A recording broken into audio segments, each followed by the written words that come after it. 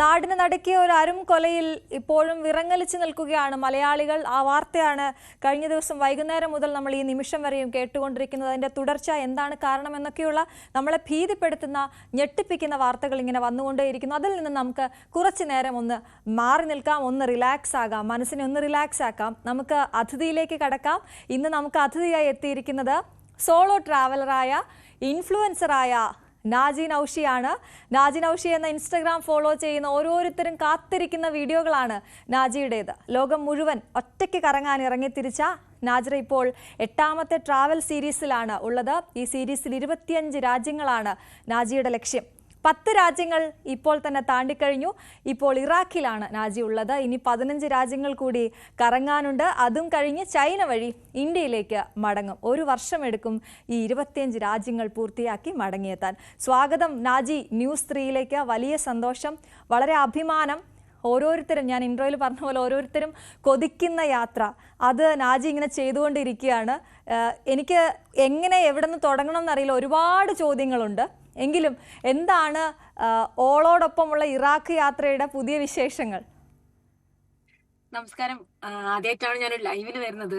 പിന്നെ ഇറാഖിലായതുകൊണ്ട് തന്നെ ഇവിടെ നെറ്റ്വർക്ക് ഭയങ്കര പ്രശ്നമാണ്. എല്ലാവർക്കും അറിയാം, ഇറാഖ് എന്ന രാജ്യം നമ്മള് യാത്ര ചെയ്യുമ്പോൾ വലിയൊരു എന്താ പറയണ്ടേ, കുറച്ചൊരു പേടിപ്പെടുന്ന പോലെ തോന്നുമെങ്കിലും അങ്ങനെയൊന്നുമല്ല ഇവിടെ വന്ന സമയത്ത്. പക്ഷെ ചെക്കിങ് ഭയങ്കരമാണ്. ഇപ്പോ നമ്മള് സൗദിന്ന് ഓരോ വിലാത്തിലും ഇപ്പം ജിദ്ദ, തബൂക്ക് അങ്ങനെ കയറുന്ന നേരം അവർ ജസ്റ്റ് നമ്മള് എല്ലാ വണ്ടിയും ജസ്റ്റ് ഒന്ന് സ്റ്റോപ്പ് ചെയ്യിപ്പിച്ചിട്ട് ഇങ്ങനെ ചെക്ക് ചെയ്യും. പക്ഷെ ഇറാഖ് എന്ന് പറഞ്ഞാല് ചെക്കിങ് മാത്രമല്ല, വണ്ടി സൈഡാക്കി ഫുള്ള് പേപ്പറെല്ലാം പരിശോധിച്ച് ഫസ്റ്റ് ദിവസം അങ്ങനെയാണ്. പിന്നെ ഞാൻ അതിന്റെ ഫോട്ടോ, പിന്നെ വിസന്റെയും പാസ്പോർട്ടിന്റെയും ഫോട്ടോ എടുത്ത് വെച്ചതിന് ശേഷം വലിയൊരു കുഴപ്പമില്ല. പക്ഷെ ഇന്ത്യ എന്ന് പറയുമ്പോൾ ഇറാഖിലുള്ള ആളുകൾക്ക് മിലിറ്ററി ആണെങ്കിലും പോലീസ് ആണെങ്കിലും കുറച്ചൊരു ഇഷ്ടം കുറച്ച് കൂടുതലായിട്ടാണ് കണ്ടിട്ടുള്ളത്. അപ്പോ പിന്നെ എല്ലാരും പറഞ്ഞത് ഒരിക്കലും ഇറാഖിൽ പോകണ്ട, ബോംബ് അങ്ങനെയല്ല. കുറെ കൊല്ലം മുന്നേ നമ്മള് പത്രത്തിൽ വായിച്ചു വെച്ചാല് ബഗ്ദാദിൽ ബോംബ് സ്ഫോടനം അങ്ങനെ കുറെ കേട്ടിട്ടുണ്ട്. പക്ഷെ ഇപ്പൊ അങ്ങനെയല്ല. ഇപ്പൊ ഇറാഖ് എന്ന് പറഞ്ഞ രാജ്യം കുറെ കൊല്ലം മുമ്പ് എല്ലാവർക്കും അറിയാം, സദ്ദാമിന്റെ സമയത്തും അതിന് മുമ്പും ശേഷവും എല്ലാം ഭയങ്കരമായിട്ട് എന്താ പറയണ്ട ദാരിദ്ര്യത്തിലേക്ക് നീങ്ങിയ ഒരു രാജ്യമാണ്. പക്ഷെ ഇപ്പൊ 10 വർഷമായിട്ട് ആ രാജ്യം ചെറുങ്ങനെ തലപൊക്കി വരുന്ന ഒരവസ്ഥയിലാണ് ഇപ്പൊ ഉള്ളത്. മര്യാദക്കുള്ള റോഡുകളും അടിസ്ഥാന സൗകര്യങ്ങളും സ്കൂളുകളും എല്ലാം ഇനിയും ഇറാഖിന് വരാനുണ്ട്. അതെ നാജി, ഞാനിന്ന് നാജിയാണ് ഗസ്റ്റായിട്ട് വരുന്നത് ന്യൂസ് 3യിൽ എന്ന് പറയുമ്പോൾ ഒരുപാട് പേർ ഒരുപാട് ചോദ്യങ്ങൾ എന്നോട് ചോദിക്കണം എന്ന് പറഞ്ഞു, പ്രത്യേകിച്ച് സ്ത്രീകളെല്ലാവരും. അതിൽ ഞങ്ങളെയൊക്കെ, എന്നെയൊക്കെ സംബന്ധിച്ച് എപ്പോഴും അത്ഭുതപ്പെടുത്തുന്ന കാര്യം, 5 കുട്ടികളുടെ അമ്മയാണ് അല്ലേ, 19ാമത്തെ വയസ്സിൽ വിവാഹം കഴിഞ്ഞ് ഈ പറയുന്ന പ്രാരാബ്ദം എന്ന് നമ്മൾ പറയുന്ന കാര്യങ്ങളൊക്കെ എപ്പോഴും നമ്മൾ പറയുന്ന സാധനങ്ങളൊക്കെ നാജിക്ക് ഉണ്ടായിട്ടുണ്ട്. പക്ഷേ ഡ്രീം ചേസ് ചെയ്യുക എന്നുള്ളത് പലപ്പോഴും പലർക്കും പറ്റാറില്ല. ഇതേ കുഞ്ഞുങ്ങളെയൊക്കെ എവിടെയാക്കിയിട്ടാണ് പോകുന്നത്, അല്ലെങ്കിൽ ഏറ്റവും സപ്പോർട്ട് ആരാണ് നാജി? വലിയൊരു കാര്യം എന്ന് വെച്ചാല് എന്റെ ഉമ്മ തന്നെയാണ്. കാരണം ഞാനിങ്ങനെ യാത്ര പോകുന്ന സമയത്ത് ഉമ്മാന്റെ അടുത്ത് അധികം മക്കളുണ്ടാവും, അല്ലെങ്കിൽ എന്റെ ഹസ്ബൻഡ് നൗഷാന്റെ അടുത്ത് ഉണ്ടാവാന്. ഇപ്പം ഈ ഒരു യാത്ര ട്രാവൽ സീരീസിൽ ഞാൻ ഈ യാത്രയുടെ പ്രത്യേകത പറഞ്ഞാല്, ഞാൻ ഫിഫക്കാണ് ആദ്യമായിട്ടൊരു ഇന്റർനാഷണൽ ട്രിപ്പ് ബൈ റോഡ് ചെയ്യുന്നത്. അപ്പോ ഫിഫക്ക് കൊണ്ടുവന്ന ഞാൻ എന്റെ ഈ മഹീന്ദ്ര താറിന് പേരിട്ട ഓള് എന്നാണ്. കാരണം ഞാനൊരു പെണ്ണാണ്. പിന്നെ നമ്മുടെ നാട്ടില് തലശ്ശേരി ഭാഷയിൽ പറഞ്ഞ ഓള് എന്ന് പറഞ്ഞാൽ പെണ്ണ്, അങ്ങനെ അർത്ഥം വരാണ്. അപ്പൊ ഞാനും ഓളും നമ്മളെ യാത്ര ഇങ്ങനെ തുടർന്നുകൊണ്ടിരിക്കുന്നത്. അപ്പോ ഫിഫ കഴിഞ്ഞ ശേഷം ആനന്ദ് മഹീന്ദ്രന്റെ ഓഫീസിൽ നിന്ന് മെയിൽ വന്ന് അങ്ങനെ ഈ വണ്ടി ഞാൻ ദുബായിൽ വെച്ചിട്ട് മുംബൈയിൽ പോയി. അങ്ങനെ അവരൊരു 8 മാസം വുമൺ എംപവർമെന്റ് ചെയ്ത്, ഇന്ത്യ, നേപ്പാൾ, ഭൂട്ടാൻ എന്ന് പറഞ്ഞിട്ട്. അത് അവരൊരു കമ്പനി വണ്ടി തന്ന്. അങ്ങനെ ആ യാത്രയെ ഫുള്ളും മഹീന്ദ്രന്റെ ചെലവിലായിരുന്നു. അപ്പൊ അത് കഴിഞ്ഞിട്ട് തിരിച്ച് ഇവിടെ ഞാൻ മെയ് ആയപ്പോ മക്കളെയും കൂട്ടി വീണ്ടും ഇവിടെ വന്ന സമയത്ത് ഞാൻ പുതിയൊരു യാത്രയെ കുറിച്ച് ചിന്തിച്ചത്. സാധാരണ ആൾക്കാർ ഷിപ്പിൽ വണ്ടി തിരിച്ചു കൊണ്ടുപോവുക ചെയ്യുക. പക്ഷെ ഞാൻ വിചാരിച്ചത് ഇനി ഇതുപോലത്തെ ഒരു അവസരം എനിക്ക് കിട്ടൂല. അപ്പൊ മാക്സിമം ആരും പോകാത്ത 2 രാജ്യങ്ങളുണ്ട്, അതായത് ഒന്ന് ഇറാഖും ഒന്ന് അഫ്ഗാനിസ്ഥാനും. ഈ യാത്രയുടെ പ്രത്യേകത പറഞ്ഞാല് ഇന്ത്യൻ മെയ്ഡ്, അതായത് ആദ്യമായിട്ട് ഇറാഖിൽ കയറുന്ന ഒരു ഇന്ത്യൻ വണ്ടിയാണ് നമ്മളെ ഈ KL 78 C1555 മഹീന്ദ്ര താർ. ഇങ്ങോട്ട് കയറിക്കില്ല. രണ്ടാമത് ഇറാഖ് വിസ കിട്ടാൻ ഭയങ്കര ബുദ്ധിമുട്ടാണ്. അപ്പം ഒമാനിലൊരു സജീബ് ഉണ്ട്, മൂപ്പരെ ഫ്രണ്ട് അവിടുത്തെ, അതായത് ഈ ഇറാഖിലെ എംബസിയിൽ വർക്ക് ചെയ്യുന്ന അവർ ഭയങ്കര ദോസ്താണ്. അങ്ങനെ എന്റെ യാത്രയെല്ലാം കാണിച്ചിട്ടാണ് എനിക്ക് ആ വിസ കിട്ടിയത്. അതൊരു ഭയങ്കര ലക്കാണ് ഇറാഖ് വിസ. ഈ ഇറാഖ് വിസ ഉള്ളത് കൊണ്ട് തന്നെ 2 പ്രാവശ്യം എനിക്ക് US വിസ റിജക്റ്റ് ആയി. അത് ഞാൻ സൗദിയിൽ നിന്നും 2 പ്രാവശ്യം ട്രൈ ചെയ്തപ്പം ഇതൊരു വലിയ കാരണമാണ്. പക്ഷെ ഇപ്പം US വിസ ഉള്ള ആളുകൾക്ക് പല സ്ഥലത്തും പോയി യാത്ര ചെയ്യാൻ പറ്റും. പക്ഷെ ഇറാഖിൽ നിന്ന് കിട്ടുന്ന ആ ഒരു വ്യത്യസ്തമായ അനുഭവം എനിക്ക് തോന്നുന്നത് ഇപ്പൊ US പോയാലൊന്നും കിട്ടാൻ തോന്നുന്നില്ല. മറ്റുള്ള യാത്ര ചെയ്യുന്ന ആൾക്കാരെ പോലെ 2-3 സെൽഫി എടുത്ത് എന്താ പറയണ്ട ലണ്ടൻ ടവറെല്ലാം കാണിച്ച് അങ്ങനെയല്ല ഞാൻ യാത്ര ചെയ്യുന്നത്. ഞാൻ ഉദ്ദേശിച്ചാല് ഭയങ്കരമായിട്ടുള്ള പേടിപ്പെടുത്തുന്ന രാജ്യങ്ങൾ, അതായത് ഇപ്പം മറ്റുള്ളവർ പോകാൻ പറ്റാത്ത സ്ഥലം ഉണ്ടല്ലോ, അങ്ങനെ വ്യത്യസ്തമായ സ്ഥലത്ത് പോയിട്ട് വ്യത്യസ്തമായ അനുഭവങ്ങൾ ഉണ്ടാക്കുക എന്നുള്ളതാണ് എന്റെ യാത്രയുടെ ഏറ്റവും വലിയ പ്രത്യേകത. അങ്ങനെ ഇറാഖ് വിസ കിട്ടി കയറി വന്ന്. അപ്പോൾ ഇതെന്ന് വെച്ചാല് ഇറാഖ്, കാരണം കുവൈത്ത് കഴിഞ്ഞാൽ അധികം ആളുകൾ ഇറാനിലേക്ക് ഷിഫ്റ്റ് ചെയ്യുക ചെയ്യുക. അപ്പം എന്റെ മനസ്സിൽ വെച്ചാൽ മുഴുവനായിട്ടും ഈ യാത്ര ഫുള്ളും ബൈറോഡ് വരുന്ന എല്ലാ ഭൂഖണ്ഡങ്ങളും ഏകദേശം ഇതിൽ വരുന്ന വെച്ചാല് മിഡിൽ ഈസ്റ്റ് വരുന്നുണ്ട്, GCC വരുന്നുണ്ട്, യൂറേഷ്യ, അതുപോലെ തന്നെ പിന്നെ ഏഷ്യൻ കൺട്രീസ്, സെൻട്രൽ ഏഷ്യ. ഇതാണ് ഈ ഒരു യാത്രയുടെ മെയിൻ പ്രത്യേകത. 25 രാജ്യങ്ങളുണ്ട്, അതിൽ 11 രാജ്യങ്ങൾ കംപ്ലീറ്റ് ആയി. ഇനി ഇവിടുന്ന് അങ്ങോട്ടേക്ക് തുർക്കി, അവിടുന്ന് ജോർജിയ, റഷ്യ, അർമേനിയ, അസർബൈജാൻ, അവിടുന്ന് ഇറാൻ ഇറങ്ങിയിട്ട് ഇറാൻ അഫ്ഗാനിസ്ഥാനുമായി, തജിക്കിസ്ഥാൻ, ഉസ്ബെക്കിസ്ഥാൻ, അതുപോലെ തന്നെ അവിടെ തുർക്ക്മെനിസ്ഥാൻ കഴിഞ്ഞിട്ട് കസാക്കിസ്ഥാനും കിർഗിസ്ഥാനും, മംഗോളിയ കഴിഞ്ഞ് ചൈനയിൽ 1 മാസം ഡ്രൈവ് ചെയ്താൽ മാത്രമേ നേപ്പാൾ വഴി ഇന്ത്യയിൽ എത്താൻ പറ്റുള്ളൂ. ഇതാണ് എന്റെ യാത്രയുടെ റൂട്ട്. അപ്പോ ഇതിലെ 2 ഹൈലൈറ്റ് എന്ന് പറഞ്ഞാൽ ഒന്ന് ഇറാഖും, രണ്ടാമത്തെ ഹൈലൈറ്റ് അഫ്ഗാനിസ്ഥാനുമാണ്. ഈ 2 രാജ്യങ്ങളും പോയി കഴിഞ്ഞാൽ നമ്മുടെ പാസ്പോർട്ടിന് പോലീസ് സ്റ്റേഷനിൽ വെച്ചിട്ട് നമ്മൾ വെരിഫൈ വരെ ചെയ്യേണ്ട അവസ്ഥ വരും. പക്ഷെ അതൊന്നും ഞാൻ ചിന്തിക്കുന്നില്ല. കാരണം ഒരു യാത്രയിൽ നാളുന്ന രീതിയിൽ മാക്സിമം രാജ്യങ്ങളിൽ ട്രാവൽ ചെയ്യുക, അതും ഇതുപോലെ വ്യത്യസ്തമായ കുറച്ച് പ്രശ്നങ്ങളുള്ള രാജ്യത്തിലൂടെ യാത്ര ചെയ്യണം എന്നുള്ള ഒരു അഡ്വഞ്ചർ മൈൻഡിലാണ് ഇപ്പൊ യാത്ര പോയിക്കൊണ്ടിരിക്കുന്നത്. എനിക്ക് പിന്നെ സപ്പോർട്ടിന്റെ പറഞ്ഞോളൂ നാജി, പറഞ്ഞോളൂ പറഞ്ഞോളൂ നാജി, പറഞ്ഞോളൂ. സപ്പോർട്ടിന്റെ കാര്യം എന്ന് പറഞ്ഞാൽ ഞാൻ പറഞ്ഞ എന്റെ ഉമ്മയാണ്, രണ്ടാമത് എന്റെ ഹസ്ബൻഡ് നൗഷാദാണ്. പിന്നെ എന്റെ ഫാമിലിയിൽ നിന്ന് ആദ്യം ഞാനൊരു ഓൾ ഇന്ത്യ ട്രിപ്പ് പോയാലും ഫസ്റ്റ് എനിക്ക് ഭയങ്കരമായിട്ട് സ്വീകാരം തന്നത് നൗഷാദിന്റെ ഫാമിലിയാണ്, ഹസ്ബൻഡ് ഫാമിലി. അവർ ആർലത്താണ്, ഇരിട്ടിയില്. അപ്പൊ അത് എന്നെ സംബന്ധിച്ചിടത്തോളം ഭയങ്കര അത്ഭുതമാണ്. കാരണം ഒരു വീട്ടിലെ മരുമകൾ ഇങ്ങനെ യാത്ര ചെയ്യുമ്പോൾ ഇപ്പാക്കും ഉമ്മാക്കും ആൾക്കാർ ഇത് നിങ്ങൾ മോളിങ്ങനെ പോകുന്നത് പറഞ്ഞിട്ട് ആദ്യം ഭയങ്കര ഇതിന്. പിന്നെ അവർക്ക് മനസ്സിലായി ഞാൻ യാത്ര ചെയ്യുന്നത് വേറെ രീതിയിലാണ്. അൽ ജസീറ പോലെ, ലണ്ടനിലെ ES മാഗസിൻ പോലെ, അതുപോലെ തന്നെ കുവൈത്ത് ടൈംസ്, ഖത്തർ ടൈംസ്, പിന്നെ ടൈംസ് ഓഫ് ഇന്ത്യ, അങ്ങനെ ഇന്ത്യയിലും ഇന്റർനാഷണൽ ആയിട്ടുള്ള ഒരുപാട് ലീഡിങ് ന്യൂസിൽ എന്റെ വാർത്തകൾ വന്നപ്പോഴാണ് ഞാൻ ചെയ്യുന്നത് ഇങ്ങനത്തെ യാത്രയാന്ന് ആളുകൾക്ക് മനസ്സിലാക്കാൻ തുടങ്ങി. അപ്പോ ഈ ഒരു അവസരത്തിൽ മെയിനായിട്ട് എനിക്ക് നന്ദി പറയേണ്ട ഒന്ന് എന്റെ ഉമ്മാരോടാണ്, 2 എന്റെ ഹസ്ബൻഡ് നൗഷാദ്, പിന്നെ ഹസ്ബൻഡിന്റെ ഫാമിലി, പിന്നെ എന്റെ ഫാമിലി. ഞാൻ മറ്റുള്ളവർ ഇപ്പം എന്റെ യാത്രയെ കുറിച്ചിട്ടോ ഇവക്ക് എന്താ വട്ടുണ്ടായെങ്കിലും ചോദിക്കും. പക്ഷെ നമ്മൾ ഫാമിലിയിൽ നിന്ന് കിട്ടുന്ന ആ ഒരു സപ്പോർട്ടും ആ ഒരു കെയറും മതി ശരിക്കും പറഞ്ഞാൽ എനിക്ക് ഇത്രയും രാജ്യങ്ങൾ കംപ്ലീറ്റ് ചെയ്യാൻ. അപ്പോൾ ഏറ്റവും വലിയ സപ്പോർട്ട് എന്റെ ഫാമിലി തന്നെയാണ്. പിന്നെ എന്റെ തീർച്ചയായിട്ടും മക്കളും, നാജി. കാരണം ഞാനിങ്ങനെ മാറി നിൽക്കുമ്പോ അതെ, പറയൂ, മക്കളെ കുറിച്ച് പറയൂ. മക്കള് 5 ആളാണ്. മൂത്ത ആള് ഇപ്പം +1 പഠിക്കുന്ന അബുദാബി സ്കൂളില്, രണ്ടാമത്തെ ആള് 9ാം ക്ലാസ് പഠിക്കുന്നു, പിന്നെ ഒരു 2 വയസ്സുള്ള മോന്, അതുപോലെ തന്നെ ഒരു 1ാം ക്ലാസ് പഠിക്കുന്ന മോന്, പിന്നെ ഒരു LKG പഠിക്കുന്ന ചെറിയ മോള്. എന്റെ മക്കളും വലിയൊരു സംഭവമാണ്. കാരണം ഞാൻ ഇല്ലായിട്ടും അവരിതെല്ലാം എന്താ പറയണ്ടേ, പിന്നെ അഡ്ജസ്റ്റ് ചെയ്യുന്നുണ്ട്. പിന്നെ അവരെ കൂടെ ഉണ്ട്. പിന്നെ എന്റെ ഉമ്മ, നമ്മൾ കണ്ണൂരിലൊരു ഗുണം എന്ന് വെച്ചാല്, നമ്മുടെ നാട്ടിൽ ഈ മലബാറിൽ തലശ്ശേരി കണ്ണൂരിൽ കല്യാണം കഴിച്ചു കഴിഞ്ഞാൽ നമുക്ക് ഭർത്താവിന്റെ വീട്ടിൽ പോയി നിൽക്കേണ്ട ആവശ്യമില്ല. നമ്മൾ നമ്മളെ വീട്ടിൽ തന്നെ ഉണ്ടാവാം. അപ്പൊ നമ്മൾ ഉമ്മമാരുമായിട്ട് നമ്മളെ മക്കള് ഭയങ്കര കണക്ഷൻ ആയിരിക്കും. അപ്പൊ അത് എനിക്കൊരു വലിയൊരു ഹൈറാണ്. കാരണം അവര് എന്റെ ഉമ്മയായിട്ട് ഭയങ്കര അടുപ്പായിരിക്കും. പിന്നെ ഇപ്പം അവരുള്ളത് പിന്നെ എല്ലാ ഫാമിലിയും ഒന്നിച്ചല്ലേ ഉള്ളത്. അതുകൊണ്ട് പിന്നെ അക്കാര്യത്തിൽ വലിയൊരു എന്താ പറയേണ്ട ഇതില്ല. പിന്നെ ഇടയ്ക്ക് വിളിച്ചു ചോദിച്ചാൽ മതി എന്തായി ഏതായെന്നല്ല, അങ്ങനെ ചോദിക്കേണ്ടേ ഉള്ളൂ. അതുകൊണ്ട് ഒരു വലിയൊരു ഈ ഒരു സപ്പോർട്ട് ഉള്ളത് കൊണ്ട് ഒരു പകുതി ഭാഗം പിന്നെ എന്താ പറയണ്ടേ ഓക്കെയാന്ന് പറയും. പക്ഷെ എന്നാലും ഒരു ഉമ്മയത് കൊണ്ട് തന്നെ ഇടയ്ക്കിടയ്ക്ക് മക്കളെ കാര്യം വിളിച്ച് അന്വേഷിക്കണം. രണ്ടാമത് ഈ വണ്ടി യാത്രന്റെ പേപ്പർ, കസ്റ്റംസിന്റെ ക്ലിയറൻസ്, നാട്ടിലെന്താണ്, ഭർത്താവിന്റെ ഉമ്മാക്ക് പിന്നെ സുഖാണോ, അല്ലെങ്കിൽ ഉമ്മാക്ക് സുഖാണോ, ഉപ്പാക്ക്, അങ്ങനെ എല്ലാരെയും വിളിച്ച് അതൊരു ഭാഗത്ത് നോക്കണം, യാത്രയും നോക്കണം. ശരിക്കും പറഞ്ഞാൽ ഭയങ്കര ത്രില്ലിംഗ് തന്നെയാണ്, ഒരു അഡ്വഞ്ചർ തന്നെയാണ് ശരിക്കും. പിന്നെ വണ്ടിന്റെ കാര്യം എന്ന് പറഞ്ഞാൽ ഇത് നമ്മളെ ഇന്ത്യൻ മേഡ് വണ്ടിയാണ്, ഈ മഹീന്ദ്ര താർ. അപ്പോൾ ഇടയ്ക്കിടയ്ക്ക് ആണെങ്കിൽ പാർട്സിന്റെ ഒരു പ്രശ്നം വരും. ഇതിന്റെ ഇടയ്ക്ക് ഇറാഖിലെ ഏറ്റവും നല്ലൊരു അനുഭവം എന്ന് പറഞ്ഞാൽ, ഞാൻ ബസ്സിൽ കയറി വന്ന സമയത്ത് എന്റെ ക്ലച്ച് കംപ്ലീറ്റും തീർന്ന് ലോക്കായി വണ്ടി. അപ്പൊ രാത്രി ഏകദേശം ഒരു 8 മണിയായ സമയത്ത് ഞാൻ ഹൈവേ റോഡിൽ നിന്ന് ചെറിയ കട്ട് റോഡിലേക്ക് വണ്ടി ഇറക്കി വെച്ച്. അപ്പോ ഞാൻ കുവൈത്തിൽ നിന്ന് വരുമ്പോൾ റോമിംഗ് ആക്കിയിട്ട് സിമ്മ് കൊണ്ടുവന്ന്. അപ്പോ സിമ്മ് തീരെ ഒന്നാമത് ഇറാഖിൽ ഏറ്റവും വലിയ പ്രശ്നം ഇവിടുത്തെ ഇന്റർനെറ്റ് ആണ്. ഒന്നാമത് ഇവിടുത്തെ കുറെ അറിയാലോ, ഈ സുരക്ഷയെല്ലാം കാരണം ഇവര് നെറ്റ് വളരെ കുറച്ച് എല്ലാ സ്ഥലത്തും ഉണ്ടാവാം. അപ്പൊ ഞാനൊരു വൈഫൈക്ക് വേണ്ടിട്ട് ഒരു വീട്ടിൽ പോയ സമയത്ത് എന്നോട് ചോദിച്ചാൽ എന്താ, ഞാൻ പറഞ്ഞു ഇങ്ങനെ, ഞാൻ സംഭവം പറഞ്ഞില്ല, ഞാൻ പറഞ്ഞു എനിക്കൊന്ന് വൈഫൈ വേണം, ഇവിടെ എവിടെയെങ്കിലും ഒന്ന് ഒരു ഗാരേജ് കിട്ടുമോ നോക്കാൻ. ഞാനത് പറഞ്ഞു നിൽക്കുന്ന സമയത്ത് തന്നെ ഒരു വണ്ടി വന്ന് നിർത്തി, എന്താ ചോദിച്ചു. അപ്പോഴത്തേക്ക് 4-5 വണ്ടി വേറെ അടുത്ത് വന്ന്. അപ്പോ ഇവിടെ ആർമിയിൽ വർക്ക് ചെയ്യുന്ന ആളേനു അത്. മൂപ്പര് പറഞ്ഞ് ഒരു കാര്യം ചെയ്യാം, എന്റെ വീട്ടിലേക്ക് വന്നോ, എന്റെ വീട്ടിലെ ഫാമിലി ഉണ്ട്, മക്കളുണ്ട് എന്ന് പറഞ്ഞിട്ട് എന്റെ വണ്ടി അവരൊരു ഞാൻ എങ്ങനെയുള്ളൂ അത് ചെറിയ രീതിയിൽ ഡ്രൈവ് ചെയ്തിട്ട് അവർ വീട്ടിൽ കൊണ്ടുവച്ച് പിറ്റേന്ന് രാവിലെ അവരൊരു ട്രക്ക് വരുത്തി, ആ ട്രക്കിൽ വണ്ടി കയറ്റി അതിന്റെ ഫുള്ള് ചെലവും കൊടുത്താൽ മതി. ഏകദേശം നാട്ടിലെ 10,000 രൂപ വരുന്ന ഒരു പൈസയായിരുന്നു. അത് ഫുള്ള് അവർ കൊടുത്ത്. എനിക്ക് ഇപ്പോഴും പറയുമ്പോൾ കരച്ചിലായിരുന്നു. കാരണം ഇറാഖ് എന്ന് പറയുന്ന ഒരു രാജ്യത്തിന് നമ്മൾ മനസ്സിലാക്കിയത് അങ്ങനെയാണ് ഇങ്ങനെയാണ്, ജനങ്ങൾ അങ്ങനെ ഇങ്ങനെ, പണ്ട് അറിയാലോ അമേരിക്കന്റെ അധിനിവേശവും സംഭവം എല്ലാം ഇപ്പോഴും ഉണ്ട്. അതിന്റെ ചെറിയൊരു ഭാഗം ഉണ്ടെങ്കിലും ആളുകൾ ഇത്രയും ഭയങ്കരമാണെന്നുള്ളത് ഇവിടെ വന്നപ്പോ ശരിക്കും മനസ്സിലാക്കുന്നത്. പിന്നെ ഞാൻ ഏത് രാജ്യത്ത് പോകുന്നവരും ഇപ്പൊ ഓരോ ആൾക്കാർ അഭിപ്രായം പറയും അവിടെ അങ്ങനെ ഇവിടെ, പക്ഷെ ഞാൻ ഒരിക്കലും അത് കേൾക്കൂല. ഞാൻ അത് അവിടെ പോയി ഞാൻ എന്താണ് അനുഭവിച്ചത്, ഞാൻ എന്താണ് എക്സ്പീരിയൻസ് ചെയ്തത്, അതിലൂടെയാണ് ഞാൻ നാടിനെ വിലയിരുത്തല്. അപ്പം അന്ന് ഞാൻ അവരെ കൂടെ താമസിച്ച്, ഞാൻ ഇതുവരെ ഞാൻ ഏകദേശം ഒരു 5-6 ഇറാഖികളെ വീട്ടിൽ താമസിച്ച്. നജഫില് ബദുവിൻ എന്ന് പറഞ്ഞാല് നമ്മുടെ നാട്ടിലെ ഈ നാടോടികൾ അല്ലെങ്കിൽ ഒരു ആദിവാസി അങ്ങനെ പറയില്ല, അതുപോലത്തെ ആദിവാസി എന്നല്ല, അതായത് അറബ്, ഈ ഇവിടെ തന്നെ പല ഗ്രൂപ്പിൽപ്പെട്ട ആളുകളുണ്ട്. അവർക്കാണെങ്കിൽ ഇംഗ്ലീഷും അറിയില്ല, ഒന്നും അറിയില്ല. എനിക്കാണെങ്കിൽ അറബിയും അറിയില്ല. ആകെ അറിയുന്നത് 2-3 മാഫി, അങ്ങനെ മാഫി എന്ന് മാത്രമേ എന്താ അറിയുള്ളൂ. അപ്പോ അത് വെച്ചിട്ട് ഈ ജഗതിന്റെ അവസ്ഥയാണ്. 2 കഷ്ണം അറബിയും വെച്ചിട്ടാണ് ഞാൻ ഇത്രയും രാജ്യങ്ങൾ ട്രാവൽ ചെയ്തത്. അപ്പൊ അതൊരു വലിയൊരു കോമഡിയാ. അപ്പം ഇവരോട് ഞാൻ വർത്താനം പറയുമ്പോ ഞാൻ ഈ പഞ്ചാബി ഹൗസിലെ നമ്മള് ദിലീപിനെ പോലെ ഇങ്ങനെ ജബ അങ്ങനെയാക്കിയിട്ട് ഞാൻ വർത്താനം പറയാം.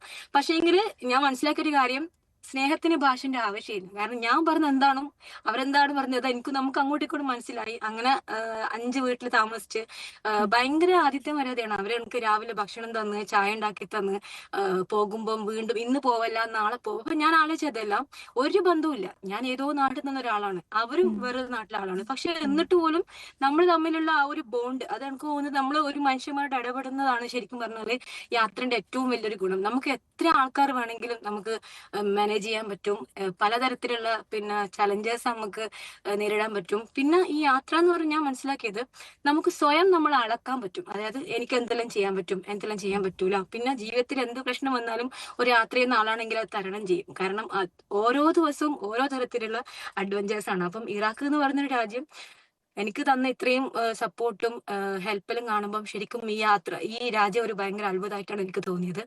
അപ്പോ പാർട്സ് എന്റെ കയ്യിലുണ്ടേനും, അങ്ങനെ മൂപ്പരാണ് അതിന്റെ ഫുള്ള് ചെലവും ചെയ്തത്.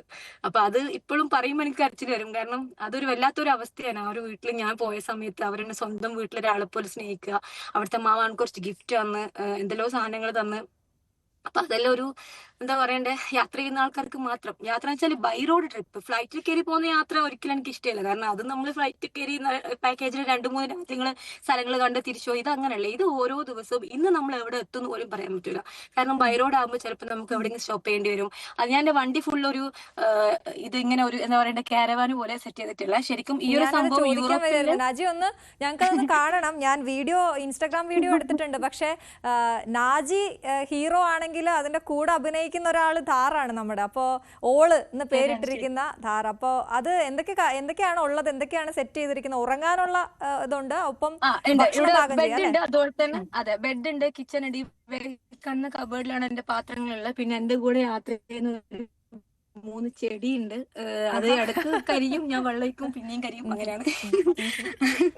അപ്പോ ഒന്നാമത് ഈ മഹീന്ദ്ര താർ എന്താ ഞാൻ ചൂസ് ചെയ്യാൻ കാരണം എന്ന് വെച്ചാൽ ഫിഫന്റെ ടൈമിൽ ഞാൻ ഓരോ യാത്ര തുടങ്ങുമ്പോഴും ആ യാത്രയെ കുറിച്ച് എനിക്കൊരു ഐഡിയ ഉണ്ടാക്കും. എന്തുകൊണ്ട് ഈ യാത്ര ചെയ്യണം.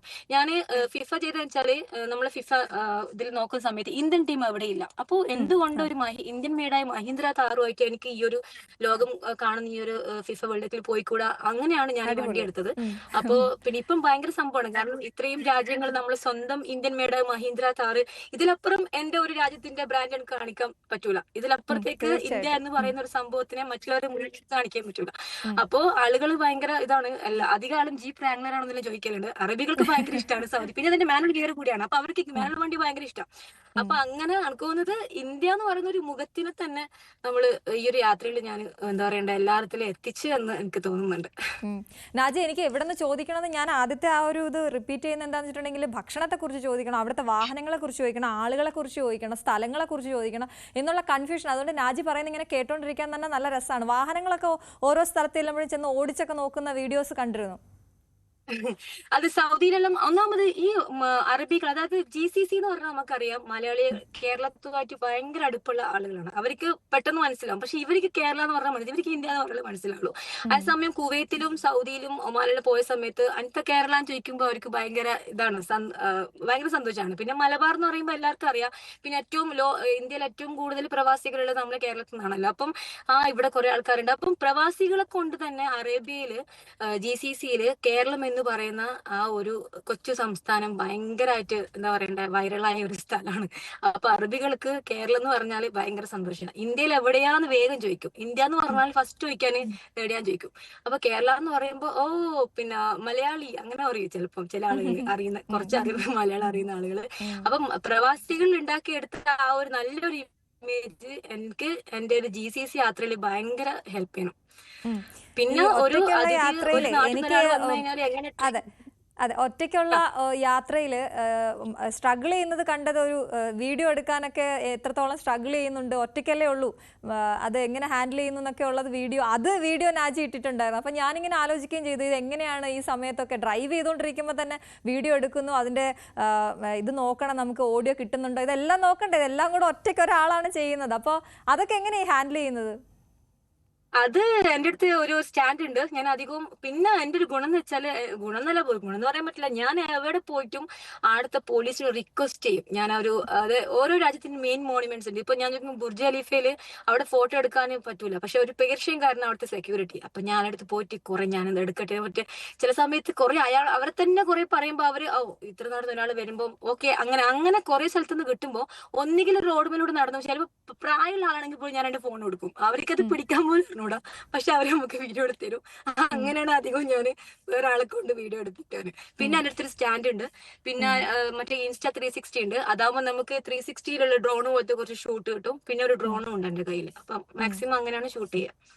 എഡിറ്റ് ഒക്കെ ആരാണ് സ്വന്തമായിട്ടാണ് ചെയ്യുന്നത്? പലതിന്റെ ജാങ്കോ ഞാൻ പെട്ടൊക്കെയുള്ള കോമഡി സാധനങ്ങളൊക്കെ ഇടയ്ക്ക് കയറ്റുന്നുണ്ടല്ലോ, അപ്പൊ അത് ഈ എഡിറ്റ് എങ്ങനെയാണ്, സ്വന്തമായിട്ട് തന്നെയാണോ? എഡിറ്റിംഗ് ഞാൻ തന്നെ ചെയ്യുന്നത്. ഞാൻ ഇതുവരെ എന്റെ ഒരു അതിനും ആരും വെച്ചിട്ടൊന്നുമില്ല. കാരണം എനിക്ക് എന്താണ് വേണ്ടതെന്ന് കണക്കല്ലേ പറയാൻ പറ്റൂ. വേറെ ആളെ കൊണ്ട് എഡിറ്റ് ചെയ്യുമ്പോൾ അയാളെ രീതിയിലല്ലേ എഡിറ്റ് ചെയ്യാൻ. അപ്പോ ഇതിനെല്ലാം ശരിക്കും പറഞ്ഞാൽ 24 മണിക്കൂറിൽ ആകെ 4 മണിക്കൂർ ഞാൻ ഉറങ്ങുന്നുള്ളൂ. ബാക്കി അധികം രാത്രിയിലാണ് ഡ്രൈവ് ചെയ്യല്. എനിക്ക് ഇപ്പോഴും മിസ് ചെയ്യുന്ന ഒരു രാജ്യം സൗദി അറേബ്യയാണ്. അതായത് ഡ്രൈവ് ചെയ്ത് പോകാൻ ആഗ്രഹിക്കുന്ന ഒരാൾക്ക് സൗദി അറേബ്യയിൽ പോയി കഴിഞ്ഞാൽ മറ്റുള്ള രാജ്യത്ത് പോകേണ്ട ആവശ്യം വരില്ല. ഇന്ത്യന്റെ കുറെ സിമിലാരിറ്റി പിന്നെ എന്താ പറയണ്ട സൗദി അറേബ്യക്ക് ഉണ്ട്. ഹക്കൽ റോഡിലും കണ്ട ശരിക്കും ലഡാക്കിനെ തോന്നും. അതുപോലെ ഇപ്പൊ അവിടെ കുറെ ഹൈലെല്ലാം മഞ്ഞ് വീണിട്ടുണ്ട്, അപ്പൊ അതൊരു കാശ്മീർ പോലെ തോന്നും. അങ്ങനെ എഡ്ജ് ഓഫ് ദ വേൾഡ് അവിടെയുള്ളത്. വേൾഡ് സ്ട്രേറ്റസ്റ്റ് റോഡ് വരുന്നത് പിന്നെ നമ്മളെ സില മുതൽ അങ്ങോട്ട് കർജ് വരെയുള്ള റോഡാണ്. അതുപോലെ തന്നെ വേൾഡ് ഡ്രൈയസ്റ്റ് റൂബൽ ഖാലിയാണ്.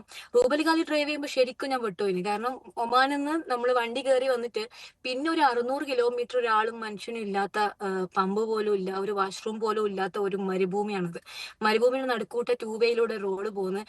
അതെല്ലാം ഞാൻ ഇനിയും പോകാൻ ആഗ്രഹിക്കുന്ന സ്ഥലമാണ്. അന്ന് പോകുമ്പോൾ പഠിച്ചോനെ ഇനി വയലിലേക്ക് വരണ്ടെന്ന് ആൾക്കാർ മേടിക്കും. പക്ഷെ ഞാൻ പിന്നെയും ആഗ്രഹിക്കുന്ന അതിലൂടെ പോകാനാണ്. കാരണം ഈ 55 ലിറ്റർ കപ്പാസിറ്റിയിൽ മഹീന്ദ്ര താരം എടുത്തിട്ട് ഒരു 20 ലിറ്റർ കപ്പാസിറ്റിന്റെ ജെറിക്കാനോ എടുത്തിട്ട് ഞാൻ അതിലൂടെ പോകണമെങ്കിൽ അത് കോൺഫിഡൻസ് കൊണ്ട് മാത്രം കവർ ചെയ്ത യാത്രയാണ്. അയ്യോ, സത്യം ഞങ്ങൾക്ക് കേൾക്കുമ്പോൾ തന്നെ പേടിയാവുന്നു. അത്രയും സമയം ഒറ്റയ്ക്കുള്ള യാത്ര അല്ലെ, ഒരു മനുഷ്യനില്ല, ഒന്ന് എന്തെങ്കിലും വണ്ടിക്ക് പറ്റിപ്പോയാലോ അവിടെ കിടക്കേണ്ടി വരുന്ന അവസ്ഥയൊക്കെ ഉണ്ടല്ലോ. ഒരിക്കലും ഈ യാത്രയിലുടനീളം ഒരിക്കലും പേടി തോന്നിയിട്ടില്ലേ നാജി? പേടിയൊന്നും തോന്നിയിട്ടില്ല. പക്ഷെ ഞാൻ എപ്പോഴും ഒരു സ്പിരിച്വൽ ഫീൽ, അങ്ങനെ ആൾക്കാർ വിശ്വസിക്കുന്ന അറിയില്ല, എനിക്ക് അങ്ങനെ തോന്നും. എന്തോ എന്റെ കൂടെ യാത്ര ചെയ്യുന്നുണ്ട്, എന്നെ എന്തോ ഒരു സാധനം പ്രൊട്ടക്ട് ചെയ്യുന്നുണ്ട്, നമുക്ക് എപ്പോഴും തോന്നലുണ്ട്. അതധികം സൗദിന്ന് അധികം എനിക്ക് ഫീൽ ചെയ്തിട്ടുണ്ട്. പിന്നെ സൗദിയിൽ അധികം ആളുകളും ഈ ജിന്ന് അങ്ങനെ പറയും, പക്ഷെ ചിലപ്പോൾ അധികം ആളും കണ്ടിട്ടുണ്ട്, ഞാൻ അങ്ങനെ അനുഭവിച്ചിട്ടുണ്ട്. അപ്പോ എപ്പോഴും ഞാൻ സ്വയം ഒറ്റക്ക് വർത്താനം പറയുന്നതാണ്. അത് പണ്ട് മുതലേ ഞാൻ അങ്ങനെ വർത്താനം പറയും. പിന്നെ ഞാൻ ഞാനൊന്ന് ക്ലിയർ ചെയ്ത് പോട്ടെ, ജിന്നിനെ കണ്ടിട്ടുണ്ടെന്നാണോ പറഞ്ഞത്? ജിന്നിനെ കണ്ടോന്ന് ചോദിച്ചാൽ അനുഭവിച്ച് ഞാന് അങ്ങനെ ആണോ? പറയണമെങ്കിൽ എനിക്ക് എന്നാ എപ്പോഴും ഒന്ന് എന്റെ കൂടെ എക്സ്പീരിയൻസ് ആരോ ഷെയർ ചെയ്യോ?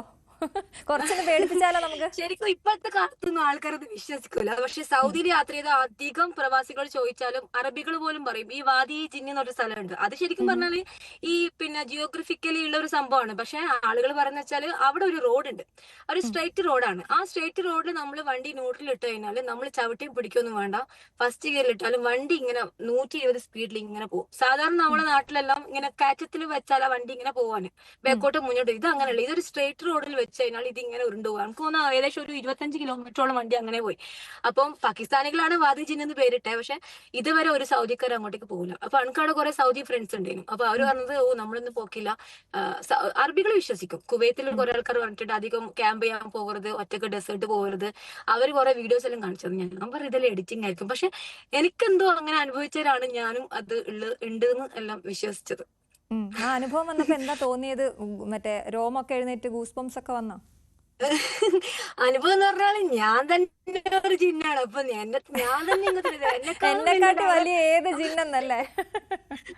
അല്ല ഇങ്ങനത്തെ കുറച്ച് വട്ടിലുണ്ടാണ് ഞാൻ പോകുന്നത്. അപ്പൊ ഞാനിങ്ങനെ സ്വയം പറയും ഞാൻ തന്നെ എന്നെ കൊണ്ട് പെട്ടിട്ടിരിക്കുക, നീ എന്റെ കൂടെ കൂടിയെങ്കിൽ നീയും വളരെ ഉണ്ടാവുമെന്ന് പറയുന്നത്. എനിക്ക് പലപ്പോഴും നാജിയുടെ വീഡിയോസ് കാണുമ്പോൾ തോന്നിയിട്ടുള്ളത് അത് കാണാൻ പ്രേരിപ്പിക്കുന്നത് ഒരുപക്ഷെ നാജിയുടെ ആ ഹ്യൂമർ സെൻസും കൂടിയാണ്. നമുക്കൊരു വീഡിയോ ഒന്ന് കാണാം. അതെ അതെ, ഭാഷയും ആ കോമഡിയും ഒന്നൊരു വീഡിയോ നമുക്ക് കാണാം ഒന്ന്. സൺസെറ്റും we are stuck in Basra and there is so many Iraqis here. Walaikum assalam. So mechanic is coming. Okay, light.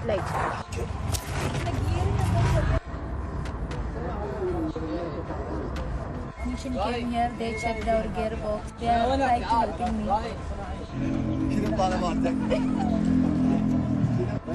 والله وين هذا بالعربي شفت انت This is the problem. Today I'm going on Iraqi's home. Take our service tomorrow. അറിയാം, ഇത് നമ്മളെ Saudi അറേബ്യയിലെ edge of the world അല്ല, ഇത് കുവൈത്തിലെ edge of the world. നിങ്ങൾ ആരും വിശ്വസിക്കില്ല. കുവൈത്തില് സുബ്യ desert ഉണ്ട്. അതായത് നമ്മൾ കുവൈത്ത് സിറ്റിയിൽ ഏകദേശം 60 കിലോമീറ്റർ 40-50 കിലോമീറ്റർ ഓടിക്കഴിഞ്ഞാൽ നമുക്ക് ഇവിടെ എത്താൻ പറ്റും. അപ്പൊ ഈ സ്ഥലം ശരിക്കും നമ്മളെ സൗദി അറേബ്യയിലെ എഡ്ജ് ഓഫ് ദ വേൾഡ് പോലെ തന്നെയാണ്. അപ്പോൾ നല്ല ക്യാമ്പിങ്ങിന്റെ മരുഭൂമിയായിട്ട് പറയാൻ പറ്റൂല. കുറെ ഇതുപോലത്തെ കുന്നുകളും കുഞ്ഞു മലകളും ഉണ്ട്. സൺസെറ്റും സൺറൈസ് ഞാൻ നേരത്തെങ്ങാനും ഏകദേശം ഒരു 3 മണിക്ക് വന്നയാ, 2 മണിക്കൂർ കഴിഞ്ഞ് ഏകദേശം 5 മണിയാകാനായി സൺസെറ്റും തുടങ്ങി. അപ്പം കുവൈത്തിൽ കാണാൻ ഒന്നുമില്ല എന്നാണ് കുറെ ആൾക്കാർ പറഞ്ഞിട്ടുണ്ടായിരുന്നു. മക്കളെ നിങ്ങൾ ജസ്റ്റ് നമ്മൾ ഈ ഒരു സുബ്യ ഡെസേർട്ടിലേക്ക് വരാണ്, അബ്ദലി റോഡിൽ. സ്ഥലങ്ങളും കാണുമ്പോൾ കൊതിയാവുന്നുണ്ട്. പക്ഷേ ഒറ്റയ്ക്ക് ഡ്രൈവ് ചെയ്ത് നാജിയെ പോലെ യാത്ര പോകാൻ പറ്റുമോ എന്ന് ചോദിച്ചാൽ ഞാൻ പറയും എനിക്ക് പറ്റില്ല, കാരണം പേടിയാണ്. പക്ഷേ നാജിക്ക് ഒരു സല്യൂട്ട് തരണം. ഞങ്ങൾക്കൊക്കെ വലിയ പ്രൗഡ്, ഭയങ്കര അഭിമാനം തോന്നുന്നു. ഒരു സ്ത്രീ ഇങ്ങനെ ഒറ്റയ്ക്ക് ലോകം ചുറ്റാൻ ഇറങ്ങിയിരിക്കുന്നു, അതും ബൈ റോഡ് എന്നുള്ള കാര്യം എടുത്തു പറയേണ്ടതാണ്. ഈ വീഡിയോ ചെയ്യുമ്പോൾ അതിടുമ്പോഴൊക്കെ ഇപ്പം നമ്മൾ ഏറ്റവും കൂടുതൽ എനിക്കൊന്ന് വൈറലാകുന്ന വീഡിയോകളുണ്ടല്ലോ, അപ്പോൾ അതിൻ്റെ നാക്കും അറിഞ്ഞു കാണുമല്ലോ. എനിക്കൊന്ന് കഴിഞ്ഞ തവണത്തേൽ ആ നമ്മുടെ ചെഗ്വേര വീഡിയോ ഒക്കെ വൈറലായി അല്ലേ? അത് ശരിക്കും പറഞ്ഞാൽ ഇവിടുത്തെ അതൊരു കാര്യമാണ്. ഇറാഖിൽ ഞാനിപ്പം ഞാൻ മെയിനായിട്ട് ഈ നമ്മളെ ഈ പിന്നെ കുവൈത്തിൽ സഫാൻ ബോർഡർ ഇറാഖിൽ കയറിയത്. ഇറാഖിൽ ഫസ്റ്റ് സഫാൻ പോയി, അവിടുന്ന് നേരെ ബസ്ര പോയി, ബസ്രയിൽ നിന്ന് നാസ്രിയ പോയി, നാസ്രിയിൽ നിന്ന് ഹില്ല പോയി, ഹില്ലയിൽ നേരെ ബാബിലോൺ പോയി, ബാബിലോൺ ഞാൻ ഇന്നലെ ഇവിടെ പോയി, നമ്മുടെ കർബല പോയി. ഈ നമ്മൾ കണ്ടെന്ന് വെച്ചാല് ഓരോ വണ്ടിന്റെ ബേക്കില് യാ അലി, യാ ഹസൻ, യാ ഹുസൈൻ ഉണ്ടാവുക. അതായത് ഇവര് ഷിയാക്കളാണ് ഏറ്റവും കൂടുതൽ ഇപ്പൊ ഇറാഖിലുള്ളത്. അപ്പൊ കുറെ കൊല്ലം മുന്നേ ഷിയാക്കളും സുന്നികളും തമ്മിൽ ഭയങ്കര യുദ്ധവും അങ്ങനെ കുറെ ആൾക്കാർ കൊന്നു തള്ളി പുഴയിലിട്ട് അങ്ങനെ കുറെ കഥകളുണ്ട്. കഥ എല്ലാം സത്യമാണ്. അപ്പോ ഇവരെന്ന് വെച്ചാൽ എല്ലാ വണ്ടിയിലും ഇവർക്ക് വണ്ടി മാത്രമല്ല ഓരോ വീട്ടിന്റെ ഉള്ളിലും ഞാൻ പോയ വീടുകളിലെല്ലാം ഈ അലി റളിയല്ലാഹു, അതായത് നമ്മളെ പിന്നെ അവരെ പിന്നെ എന്താ പറയണ്ട ഫോട്ടോസ് അല്ലെങ്കിൽ പെയിന്റെങ്കിലും ഉണ്ടാവും. അപ്പൊ ആദ്യമായിട്ടാണ് ഒരു ട്രക്കിന്റെ ബേക്കില് ചെഗ്വേരനെ കാണുന്നത്. അത് എനിക്ക് ഭയങ്കര അത്ഭുതമായി പോയി. പിന്നെയാണ് ഞാൻ അറിഞ്ഞത് ഇറാഖില് ഒരു കമ്മ്യൂണിസ്റ്റ് ഉണ്ട് ഇപ്പോഴും. പിന്നെ ഇവിടെ സുലൈമാനി എന്ന് പറഞ്ഞൊരു സ്ഥലമുണ്ട്, പിന്നെ ആടെ ഒരു കമ്മ്യൂണിസ്റ്റ് MP ഉണ്ട്. അങ്ങനത്തെ കാര്യങ്ങൾ അറിയുന്നത്. അപ്പോ ചെഗുവേരനെ കുറിച്ച് ഇപ്പൊ ഞാൻ പാർട്ടി ബേസിലല്ല പറഞ്ഞത്, അതായത് ഒരു വ്യക്തി എന്ന രീതിയിലാണ് ഞാൻ മൂപ്പരെ അത് കണ്ടത്. അതായത് വെച്ചാല് പിന്നെ ഇത്രയും ഒരു വിപ്ലവ പോരാളിന് ഈ നാട്ടിലെ ആളുകളെ നെഞ്ചിലേറ്റുന്നുണ്ടെങ്കിൽ അവരിൽ നിന്നുണ്ടായ ആ ഒരു പോസിറ്റീവ് കാര്യങ്ങളായിരിക്കുമല്ലോ. അപ്പൊ അങ്ങനെ അതൊരു ഭയങ്കര അത്ഭുതമായിട്ട് തോന്നി. ഞാനത് വെറുതെ എടുത്ത് വിട്ടാണ്, അത് ആരെങ്കിലും എന്താ കാണിക്കാനോ വേദനിപ്പിക്കാനോ ഒന്നുമല്ല. വേറൊരു വീഡിയോ, അതെ, അത് ഭയങ്കര വൈറലായി. വേറൊരു വീഡിയോ എനിക്ക് ഭയങ്കര രസമായിട്ട് തോന്നി. ഇവിടെ MVD ഒന്നും ഇല്ല, ഇതാ ആ വണ്ടിയൊക്കെ നോക്കി ഇപ്പൊ പൊളിഞ്ഞു വീഴും എന്നൊക്കെ പറഞ്ഞിട്ട് ഒരു വണ്ടിയുടെ പറയാം. ഇപ്പൊ അതിന്റെ മുമ്പിൽ പോകുന്ന വണ്ടിന്റെ വരെ ലൈറ്റ് കൂട്ടിയിട്ട് അവര് മറ്റേ എന്തേലും ഇത് കൊണ്ട് പശ കൊണ്ട് ഒട്ടിച്ചിട്ടാണുള്ളത്. ഞാൻ ആലേക്ക് സെല്ലോ ടോപ്പ് കൊണ്ട് വെച്ചിട്ട് ശരിക്കും അത് സത്യമാണ്. MVD ഉള്ളത് നമ്മളെ കേരളത്തിൽ മാത്രമേ. ചിലപ്പോ ഈ MVD കണ്ടാത്ത അവർക്കിനെ ചിരി വരും. കാരണം ഞാനറിയില്ല നമ്മളെ കേരളത്തിൽ എന്തിനാണ് നമ്മളെ മക്കളെ. വേറൊരു കാര്യം ഞാൻ പ്രത്യേക ഈ ഒരു ലൈവിൽ പറയാൻ ആഗ്രഹിക്കുന്നത്, ഇപ്പം ദിവസവും വന്നുകൊണ്ടിരിക്കുന്ന ലഹരിന്റെ കുറെ പിന്നെ വാർത്തകൾ. ഇപ്പം തന്നെ ഇപ്പൊ ലഫാന്റെ കഥ നമ്മൾ കണ്ടല്ലോ. അത് നമ്മളുടെ കുട്ടികൾ എന്ന് പറഞ്ഞാല് കേരളത്തിലെ കുട്ടി, നമ്മൾ ഭയങ്കര അഹങ്കാരത്തോട് പറയും ഈ കേരളം ഭയങ്കര ഡിഫറെന്റ് ആണ് ഇന്ത്യയിൽ നിന്ന്. പക്ഷേ എങ്കിൽ ഏറ്റവും കൂടുതൽ ലഹരിന്റെ ഒരു സംഭവം എടുത്ത് നോക്കുകയാണെങ്കിൽ അതിൽ ഏറ്റവും മുമ്പിൽ നമ്മളാണ്. അതേസമയം മുംബൈയിലാണെങ്കിൽ നമ്മൾ പറയും മുംബൈ ഭയങ്കരമാണ് അങ്ങനെ. പക്ഷെ മുംബൈയിലെ കുട്ടികൾക്കെല്ലാം ഉണ്ടല്ലോ, എല്ലാ ഞായറാഴ്ചയും ഞാൻ ഫിഫയുടെ ടൈമില് ബില്ലാഡ് എസ്റ്റേറ്റിലാണ് താമസിച്ചത്. ബില്ലാഡ് എസ്റ്റേറ്റ് എന്ന് പറഞ്ഞാൽ അതൊരു ഈ ഷാറുഖ് ഖാന്റെ മോന്റെ പ്രശ്നം വന്നപ്പോൾ ഒരു ഈഡിന്റെ ഒരു ഓഫീസ് ഉണ്ട് അവിടെ. അതായത് പണ്ട് ഫ്രഞ്ചുകാർ ഒരു കോളനിയും അതിന്റെ അടുത്തൊരു പിന്നെ എന്താ പറയണ്ടേ ഷിപ്പിംഗ് യാർഡും കൂടി ഉണ്ട്. അപ്പൊ ആടെന്ന് വെച്ചാൽ രാത്രി പിന്നെ ആടെ ഫുൾ ഒരു സൈലന്റ് ഏരിയ. അപ്പൊ ഞാൻ അന്നൊരു പമ്പിലെ വണ്ടി വെച്ചേ. എന്റെ കൂടെ ഒരു 4 യൂറോപ്യൻസ് ഉണ്ടായിരുന്നു. അവർ 4 കാരവാനില് പിന്നെ നെതർലാൻഡ് വന്ന. അപ്പൊ അന്ന് രാത്രി ഞാനും ഏകദേശം ഒരു 5 വണ്ടി ഉണ്ട്. നമ്മൾ ആ പമ്പിലാണ് വണ്ടി വെച്ചത്.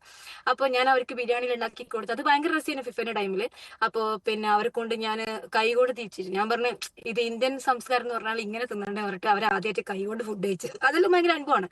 അപ്പോൾ ആ സമയത്ത് രാവിലെ ഈ പമ്പ് എന്ന് പറഞ്ഞാൽ രാത്രി 8 മുതൽ രാവിലെ വരെ പൂട്ടിയിടും. അപ്പൊ നമുക്ക് ഭയങ്കര എന്താ പറയുക പ്രൈവസി ആണല്ലോ അവിടെ ചെയ്യാൻ.